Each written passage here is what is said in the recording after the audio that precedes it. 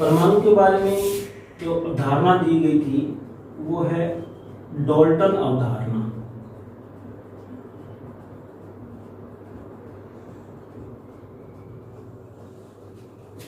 Dalton ने बताया था कि प्रत्येक मैटर मतलब कोई भी द्रव्य जो है वो कुछ छोटे छोटे कणों से मिलकर बना है, जिनको हम कहते हैं परमाणु। द्रव्य का सबसे छोटा कण जो है उसको उसने नाम दिया था परमाणु। मतलब हम ये कह सकते हैं कि परमाणु को डाल्टन ने एक अविभाज्य कण माना था, जिसको हम और आगे छोटे भागों में नहीं बांट सकते। अविभाज्य कण माना था। हालांकि इसकी कुछ कमियां भी हैं जो हम इस मॉडल क्लास में पढ़ेंगे कि अविभाज्य, ये मैं डाल्टन की अवधारणा के आपको अनुसार बता रहा हूं कि द्रव्य का सबसे छोटा कण है जो अविभाज्य है वो परमाणु है। परमाणु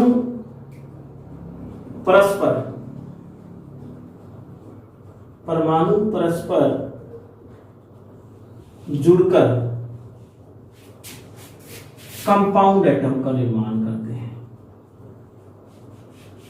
कंपाउंड एटम, जिनको हम आज की भाषा में अणु कहते हैं, तो एक निश्चित अनुपात में मिलकर परमाणु कंपाउंड एटम उसने नाम दिया था, जिसको हम आज अणु के नाम से जानते हैं कि परमाणु परस्पर जुड़कर अणु का निर्माण करते हैं। एक तत्व के सभी परमाणु एक ही प्रकार के होते हैं।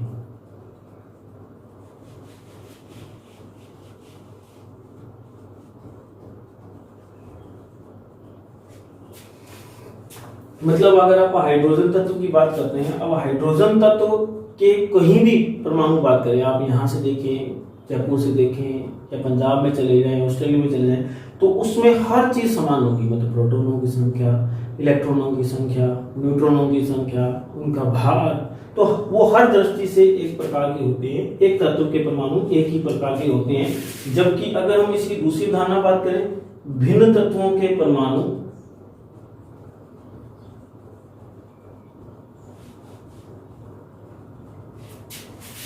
अलग अलग प्रकार के होते हैं।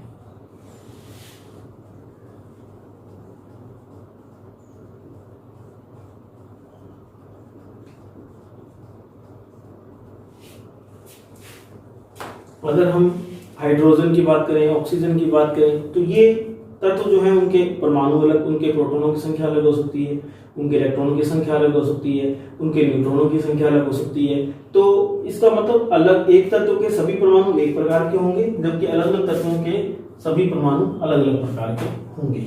ये उसने बताया था।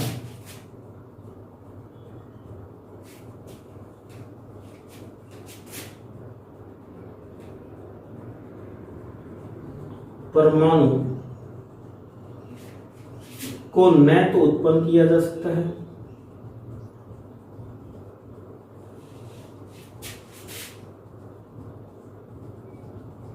और न ही नष्ट किया जा सकता है।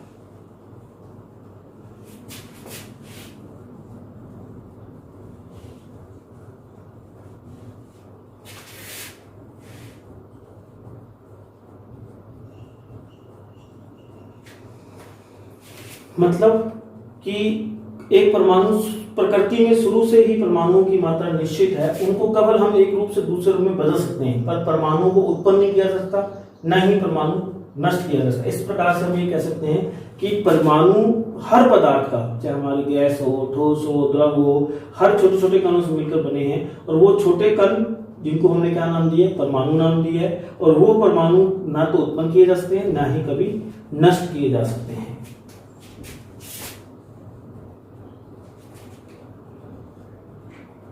अणु में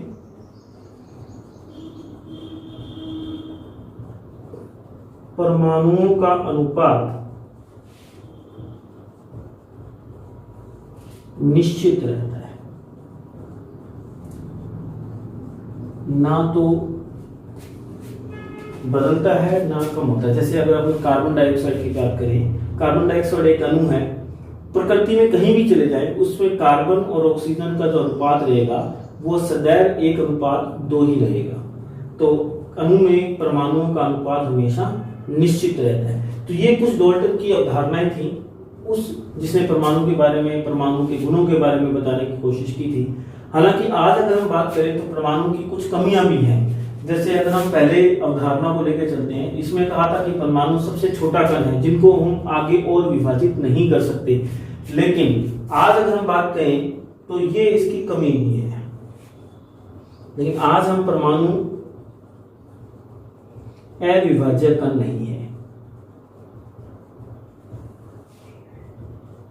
क्योंकि परमाणु को हम आगे बदल सकते हैं इलेक्ट्रॉन में, प्रोटॉन में, न्यूट्रॉन में, तो उनको आगे हम तोड़ सकते हैं। उस समय तक नहीं तोड़ना संभव होता, पर आज हम इसको आगे कई हिस्सों में डिवाइड कर सकते हैं। तो ये पहली कमी थी इसकी। इसने कहा था कि एक तत्व के सभी परमाणु एक ही प्रकार के होते हैं, जबकि ये धारणा भी गलत थी। मतलब इसके अनुसार तो ये था कि हाइड्रोजन तत्व की अगर बात करें तो उसके सभी हाइड्रोजन परमाणु एक प्रकार के होते हैं, लेकिन समस्थानिकों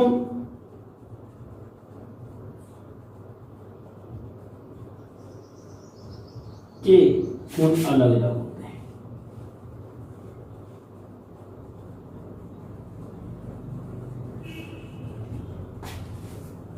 समस्थानिकों के गुण अलग अलग होते हैं। जैसे अगर हम हाइड्रोजन की 3 समस्थानिकों की बात करें, 1h1, 1h2, 1h3, ये है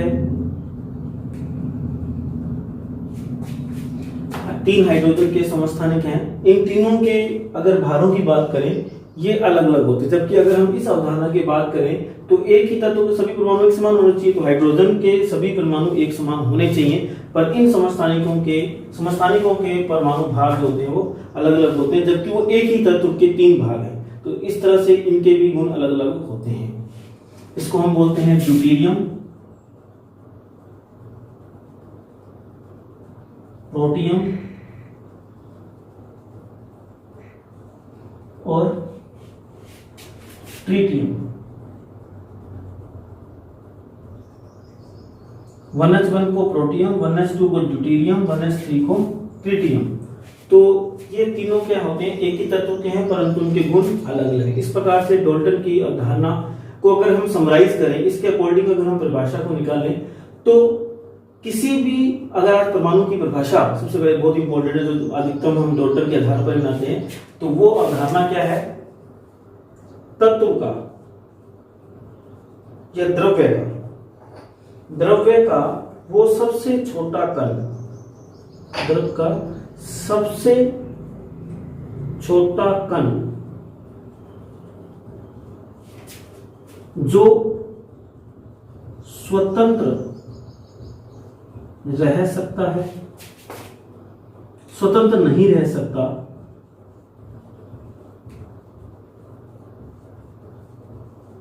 वह अभिक्रिया में भाग नहीं लेता,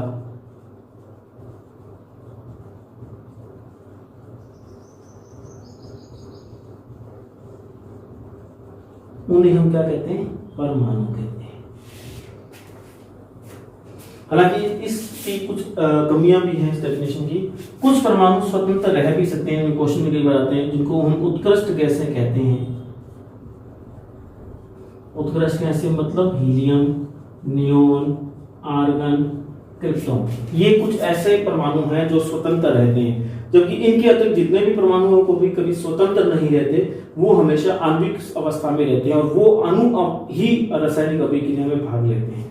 इसी तरह से अगर हम अणु की परिभाषा की बात करें तो द्रव्य का सबसे छोटा कण जो स्वतंत्र रह सकता है और अभिक्रिया में भाग ले सकता है, उसे हम अणु कहते हैं। तो अणु हमेशा स्वतंत्र रह सकता है और अभिक्रिया में भाग भी अणु लेता है। तो परमाणु सबसे छोटा है, अणु भी सब छोटा है, कुछ परमाणुओं के सहयोग से अणु बनता है और वो अणु इस तरह प्रकृति में उपस्थित रहता है। तो ये था डाल्टन की अवधारणा, जो परमाणु के बारे में कुछ हमें बेस प्रोवाइड करवाती है, जिससे हम परमाणु के बारे में समझ सकते हैं। हालांकि कुछ कमियां भी हैं इस मॉडल की जो हमने बात की है, उन कमियों को भविष्य में फिर दूर भी किया गया। इसके बाद जो अगला मॉडल दिया गया वो था परमाणु के बारे में, वो था थॉमसन का परमाणु प्रतिरूप।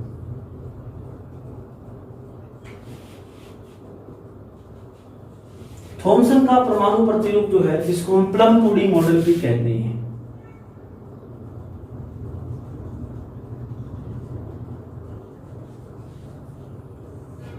प्लम पुडिंग ये एक डिश है जो बाहर विदेशों में काम ली जाती है। जैसे हम ब्रेड खाते हैं, ब्रेड के अंदर कुछ बीज लगे होते हैं, ऐसी एक प्लम पुडिंग होती है, ये डिश है। तो इसी तरह से थॉमसन ने भी परमाणु को इस प्लम पुडिंग के साथ कंपेयर किया था, इसलिए इसको प्लम पुडिंग मॉडल कहते हैं। इसने बताया था कि परमाणु जो है वो इस प्लम पुडिंग की तरह है, जिसमें ब्रेड जो है वो तो परमाणु का धनात्मक भाग है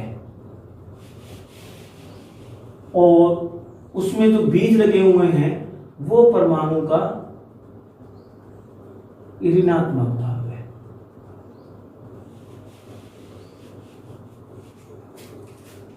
तो इसका मतलब थॉमसन की अगर अकॉर्डिंग बात करें तो धनात्मक भाग के अंदर ऋणात्मक भाग वितरित रहता है। लेकिन अगर थॉमसन की एक और बात को माना जाए तो परमाणु के अंदर धनात्मक भाग इक्वल टू ऋणात्मक भाग, मतलब परमाणु के अंदर जितना धनात्मक भाग है उतना ही ऋणात्मक भाग है, और ये धनात्मक भाग और ऋणात्मक भाग एक दूसरे के बराबर रहता है। इसीलिए परमाणु जो रहता है वो उदासीन रहता है, जितना धनात्मक भाग है उतना ही ऋणात्मक भाग है। थॉमसन के मॉडल को बाद में तरबूज के साथ भी कंपेयर किया गया था, वाटरमेलन के साथ भी कंपेयर किया गया था।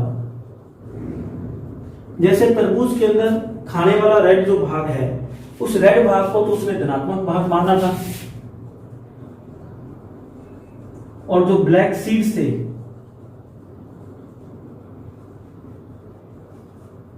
ब्लैक सीड्स को उसने ऋणात्मक भाग माना था। तो इस तरह से थॉमसन ने अपना मॉडल अलग अलग के साथ कंपेयर करके अपना मॉडल दिया था। प्लम पुडिंग के साथ भी कंपेयर किया था, तरबूज के साथ भी कंपेयर किया था। इसकी एक बात तो खास थी कि उसने सर्वप्रथम बताया था कि परमाणु में धनात्मक भाग और ऋणात्मक भाग बराबर होता है और इसीलिए परमाणु उदासीन होता है।